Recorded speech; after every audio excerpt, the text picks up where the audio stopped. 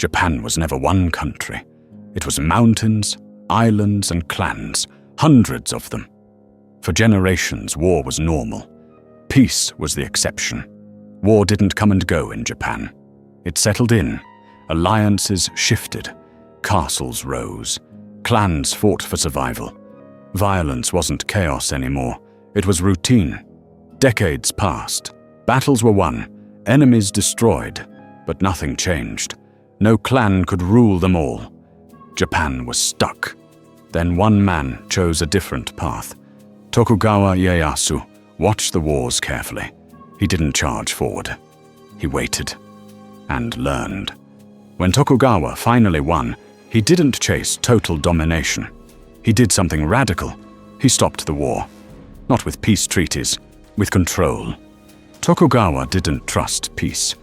So he built a system that made war impossible. Power was centralized. Movement was controlled. Peace wasn't natural. It was enforced. Tokugawa didn't jail his rivals. He relocated them. Powerful lords were forced to live under watch. Their families stayed behind. Loyalty was no longer optional. Peace created a new problem. Samurai were trained to fight, but there was no war. So they became officials, teachers, bureaucrats.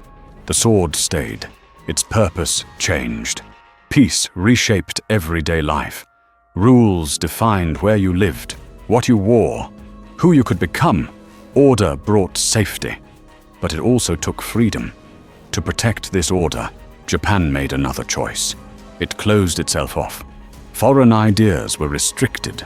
Foreign weapons feared. Peace had to be sealed from the outside world. For generations, Japan barely changed. The same laws, the same rituals, the same weapons.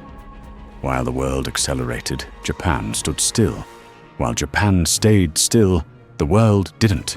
New machines, new weapons, new empires. Across the seas, power was accelerating. Japan was falling behind.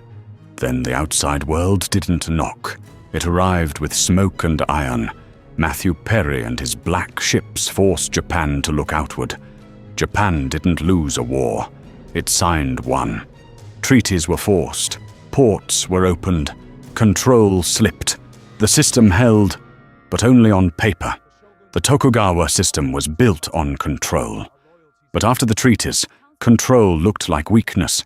If the shogun couldn't protect Japan, why obey him at all? Order began to crack. Old loyalties collapsed. New ideas spread fast. This time, chaos wasn't random. It had a direction. This wasn't a revolution. It was a restoration. Power shifted away from the shogun and back to the emperor. Japan didn't destroy the old order. It replaced it, fast. Japan didn't modernize slowly. It sprinted. Old laws were erased. Old classes dissolved. Old weapons discarded. To survive, Japan chose speed over comfort. Japan didn't just modernize. It rewired loyalty. Not to a lord, not to a clan, but to the state. Obedience became national. Modern Japan didn't want isolation. It wanted security, and security meant knowing what lay beyond the sea. The world wasn't a threat anymore. It was a map. Planning wasn't enough. Japan needed proof, not of strength alone, of relevance. So it stepped into conflict to see if the new system worked. Japan didn't just fight, it won. Against an empire it was supposed to fear. For the first time, Japan saw itself differently, not as a survivor, but as a power. Victory did more than prove strength. It proved the method, speed, discipline, control. What worked once was trusted again and again. If strength brought security, then more strength meant more safety. Expansion didn't feel extreme. It felt reasonable. Borders became flexible. Neighbors became variables. The method was ready for wider use. Each success answered every question. Debate felt unnecessary. Doubt felt dangerous. If the method worked, why hesitate? Caution began to look like weakness. At some point, strategy stopped asking why. It only asked where next. The method demanded application, new fronts, new tests. Expansion wasn't debated anymore. It was scheduled. Every move created the next one. Stopping meant admitting risk. Continuing felt safer. Momentum replaced choice. Once in motion, the system pulled forward on its own. Plans moved faster than reflection. Warnings felt slow. Restraint felt outdated. When momentum ruled, pausing looked dangerous. Speed became proof of strength. Decisions came faster than consequences. Plans overlapped. Fronts multiplied. What once felt precise started slipping out of reach. Control didn't disappear. It lagged behind. When control started slipping, the answer wasn't slowing down. It was tightening. Rules became harsher. Dissent quieter. Obedience louder. The system didn't pause. It hardened. Control didn't stay in offices. It entered classrooms, factories, homes. Discipline became normal. The nation moved in one direction. When pressure lasts long enough, it stops feeling like pressure. Sacrifice feels routine. Restriction feels normal. The nation adjusted and stopped asking where this was leading. At some point, there was no civilian anymore. Factories fed the front. Schools fed the factories. Homes fed the state. Everything became part of the effort. There was no outside. When everything serves the system, scale becomes power. Bigger fleets, longer supply lines, wider fronts. The machine didn't just grow, it expanded beyond its limits. Growth demands supply. Supply demands sacrifice. Ships need fuel, fronts need men, factories need time.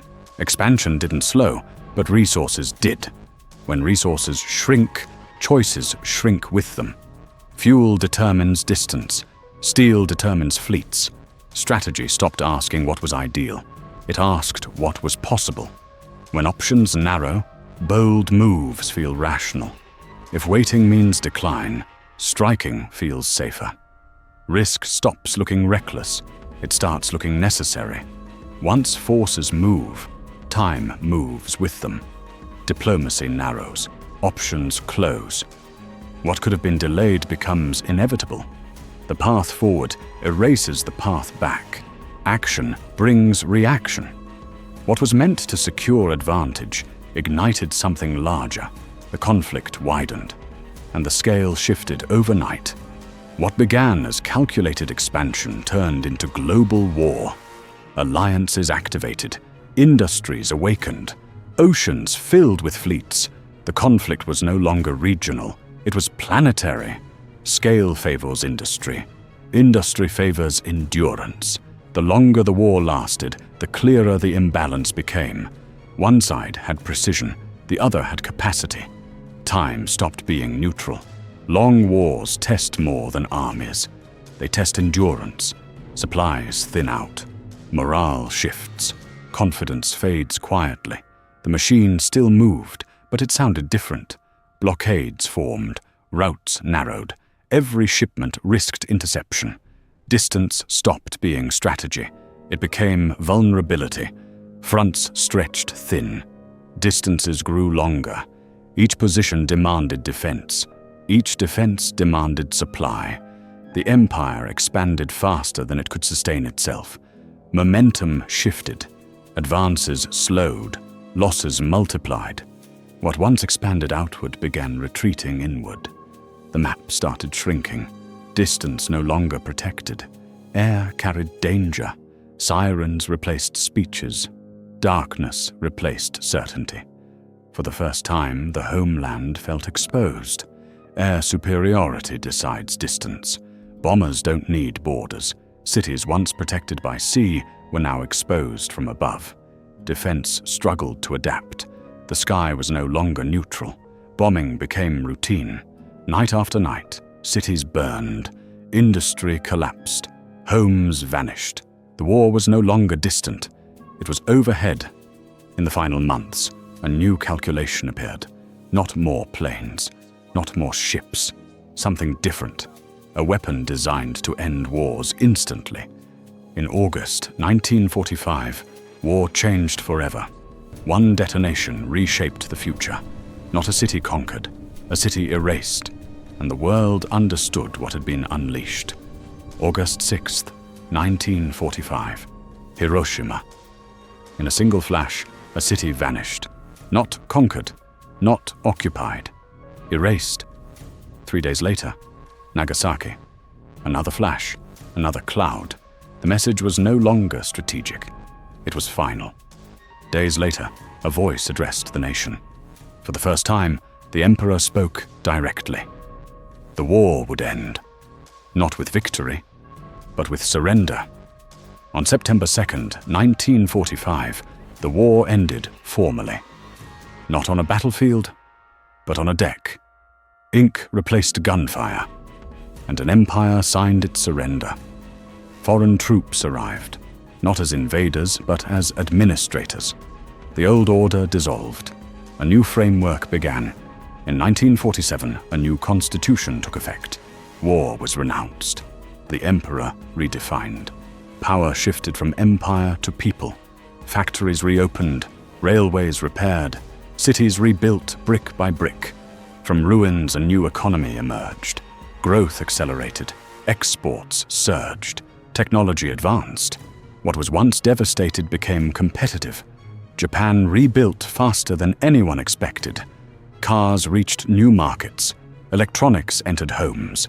Precision became identity. Japan no longer followed. It led. Skyscrapers rose. Bullet trains accelerated. But temples remained. Ceremony endured. Japan did not erase its past. It layered it. From isolation to empire. From empire to ashes. From ashes to innovation. Japan did not return to what it was. It became something new.